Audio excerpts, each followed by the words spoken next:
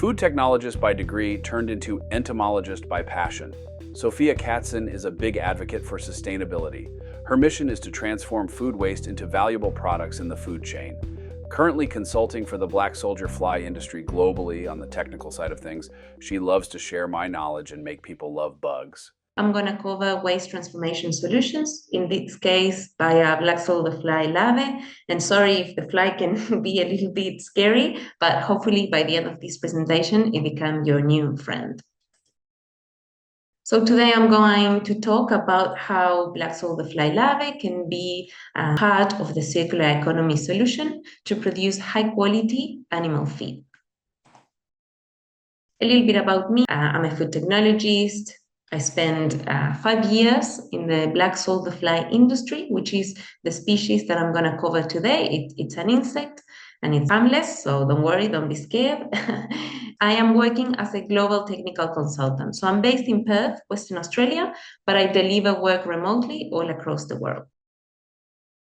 So we have a waste problem, an emissions problem. So I'm going to introduce a little bit more what this means in terms of food production, and then some solutions from the insect farming industry. So imagine you go to the supermarket, you cross all the items from your list, you pay for them, you go to your car or wherever you're packing your food, you split all your items into 3 different bags, but you only take 2 of those bags home, and 1, you leave it just behind, you forget about it, you don't care.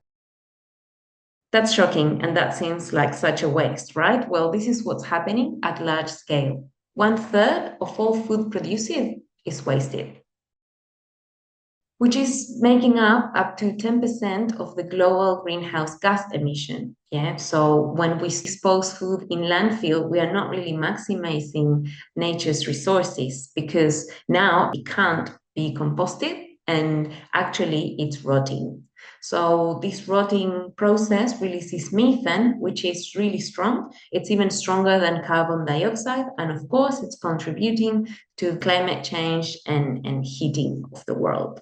So you can read more facts or fun facts in that link that I left under osharvest.org.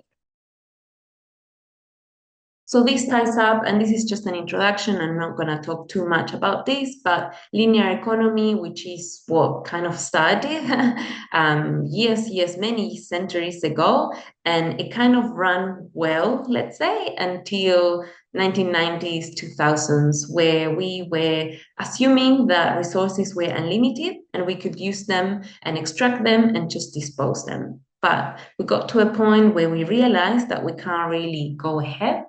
And now what we are proposing, it's a circular economy where materials are now collected and reused after each use. This is not happening just yet, but hopefully within the next few years, everyone has a little bit more education and can do a little bit to contribute to this kind of global change. So circular economy starts really at the design phase. So linear economy, it's really, let's make something cheap that will eventually broke, and then people will keep coming to buy these products. Well, in this circular economy, really, it's let's make the most. So let's try to use this product for as long as we can, and then continue all through the circle, and hopefully it's reused more than once. Recycling, it's a little bit rubbish because we think that, let's say the example of glass, that if we drink from a glass bottle, then when we put it in the recycling bin, it goes to a factory, it's melted down, and it comes back to life as a new bottle. And that's not necessarily true. Usually it's used for, so it's called downcycling. They're using it for another use, which is not necessarily the same use as before. For example, for glass, could be road pavement for construction. So what I'm going to cover today and talk is how we can recirculate organic waste rather than throwing it away in landfill. We can make the most by transforming it into high quality animal feed via insects. So I like to introduce the topic with a little quote: insect larvae are nature's powerful allies for sustainable waste transformation and management. So some of you might be thinking like, oh, wow, how did we come up with this insect idea? Well, this is just nature, and we're just mimicking nature because it's so powerful. So without being too technical, and I could speak for hours here, Black Soldier Fly Larvae, it's what we are going to cover today. Not really the fly itself. I put an image just for you to know. Of course, it's not a real size image. They are probably 10 times smaller. And they are very different to houseflies. They are non-pest, so they don't bite, they don't eat on the adult stage. So they wouldn't be able to carry diseases or pathogens like other flies do: houseflies, stable fly, fruit flies, blowflies, etc. So they wouldn't really go from the manure source to the food source. Black soldier fly do not eat as adults. They just reproduce themselves, so they mate, lay eggs. The females can lay up to 1,000 eggs per individual. And when that egg hatches, which I'm going to cover in the next slide, in the life cycle, these eggs hatch into larvae, and those are the really powerful waste bioconverters, because they can transform this waste into high value protein, which I'm going to cover next as well. What are the different uses of that protein? In terms of reducing the waste, so let's say we have a ton of organic waste, well, this can be reduced up to 85% per volume, let's say. So 1 ton, 150 kilos of this new product that it's the insect manure called frass, and can be used as an organic amendment, like a soil amendment or organic fertilizer. And also the huge benefit is that reduces methane emissions from landfill, because now organic waste is not stored or disposed in landfill, but it's reutilized. So here a little bit of the life cycle. I talked about the adult stage, which, as I say, they mate, female, male. The females lay the eggs. The eggs are incubated, and like imagine just a chicken farming system. Then the eggs hatch into baby larvae, which would be the first instar. At that stage, they are very fragile, so we treat them with care like babies. And then from second instar on, that's when they become super, super crazy digesters. So they eat hugest amount of waste. And if we continue the cycle, you can see that they grow. The protein and fat content in the body changes until they reach the pupae stage, which it really looks kind of like death, because they don't move anymore and they don't eat anymore. And they do the metamorphosis, where they store or they transform all the nutrients from that waste that they utilize, and they put it into biomass. So then they can become adults and emerge and continue the cycle. So this would be the reproductive system. In the case of production, which is what happens at large scale and production itself, we would really stop the cycle before the 5th instar, and we will capture the most amount of protein inside the larvae at the 4th instar. So what is processing? Well, it's putting the larvae into processes to what we call rendering, which is the separation of protein and fats. And I'm going to speak about that in this next slide, where I'm going to cover a little bit of the benefits and what can be used for. One benefit: this larvae on a dehydrated form has high protein and fat content. So if we put it in numbers, would be around 60% content. And of course, different countries, different production sites have different values. Could be as low as, let's say, 50% and as high as 70, 75%, which is incredible, because it's even more than pea protein, let's say, and also more digestible because it's an animal protein. Benefit number 2 would be that they are rich in essential amino acids. So those are key for growth and development of the animals that will consume that larvae. And could be aquaculture, poultry, pigs, or pets. There are several studies, and I just left one of the links for you if you want to read further, where they mention why these essential amino acids are important. For example, in the case of poultry fed with these larvae have improved food conversion rate, so they produce more meat with less feed initially. Also enhance gut microbiota, so better gut health, and also positive impact on the egg yolk and meat tenderness. Benefit number 3 would be that they are high in lauric acid. Lauric acid, it's a fatty acid. It's a saturated fatty acid, would be similar to coconut oil. And that's why lauric acid, it's also known as for its antimicrobial properties. So this would be antibacterial, antifungal, antiviral, and anti-cancer properties. And I also left a research article where I got this information from. So let's say in the case of dogs, when they are fed with this insect protein, it helps to reduce the bacteria on the mouth, so they will have better breath, because we don't want stinky dogs, poor. So a little bit of real life examples.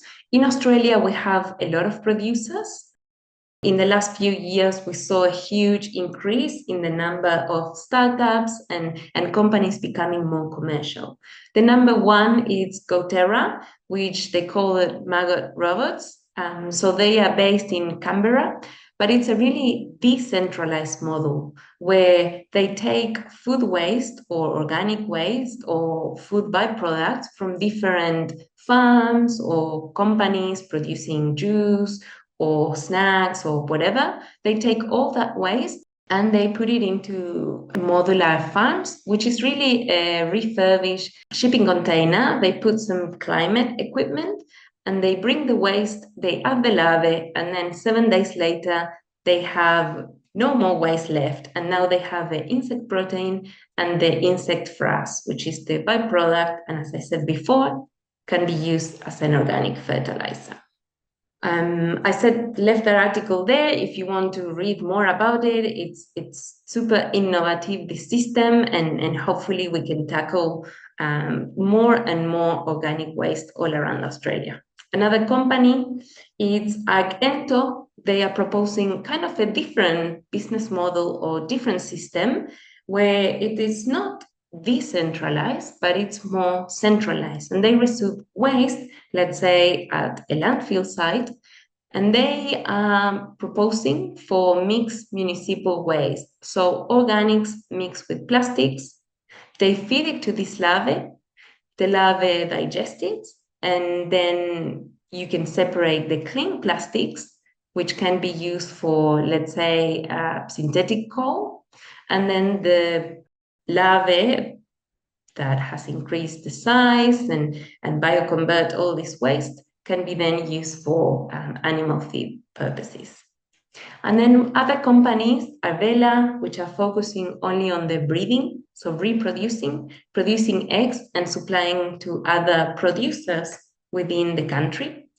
We have also Fly Farm, which is a technology provider to help producers scale up their operations and have more automated systems and reduce the manual labor costs. Then we also have Verdi, Viridian, and Mobius, which they are focusing specifically on insect protein production.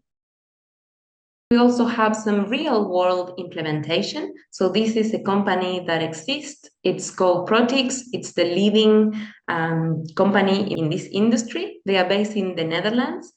They started like 15 years ago. Remember that this is an emerging industry, so that's why every year kind of counts and seems like a 10-year journey.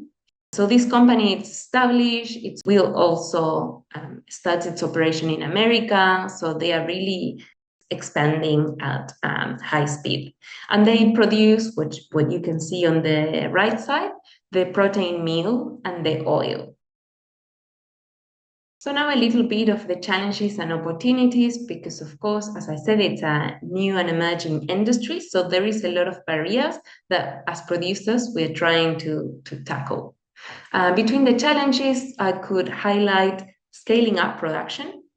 It's biology, it's hard. We don't really know how it works. We are learning as we go. There is a lot of bottlenecks, and that's why I come in as a consultant and I help startups or businesses that are just starting and they might have the funding, the customers, the waste coming in, but they might not have the technical knowledge. Other challenges could be regulatory hurdles. So all around the world, there is different legislation. In Australia, you can pretty much feed anything to the larvae, but in other regions, like Europe, you can't really use animal products. So kitchen waste with ham or meat, you couldn't feed that to the larvae. So it's really hard to import and export between countries because of these different regulations. And of course, customer acceptance. So when we think about insects, we think of like creepy crawlers and humans having to eat that. Well, that's not necessarily the only case. As I covered before, I'm not talking about insects for humans. I'm talking for insects for animals. So it's a complete different story.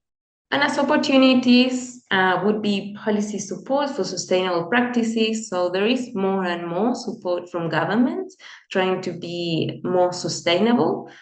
Hopefully we can demonstrate that this industry, it's not just like a fashion, but it came here to stay and to provide long-term solutions. Other opportunities, it's the level of automation and technological advancements. So of course, it will depend on the region, on the cost of labor, on the different equipment available, on the cost of energy, etc. And of course, this comes with the growing market demand from alternative proteins. We can see cultivated meats, fermentation, etc., etc. So hopefully, all together, they are not really seen as competitors, but they come to diversify the market. So we're not saying, hey, stop eating meat and replace it fully for insects. I'm not saying put a cricket on the barbecue. We are just diversifying the market and bringing more options to consumers and more ways to produce food from low value or raw ingredients. So I leave you with this quote, and hopefully by now you are friends with Black Soldier Fly Larvae. Insect bioconversion, it's a nature-based, scalable, and profitable solution to our waste problem. Thank you so much. You can follow me on LinkedIn or send me an email if you have any questions. If you want to know more about larvae, I'm always posting things, going to conferences. I love to share the knowledge. I hopefully I converted one more person into insect lover. Thank you so much.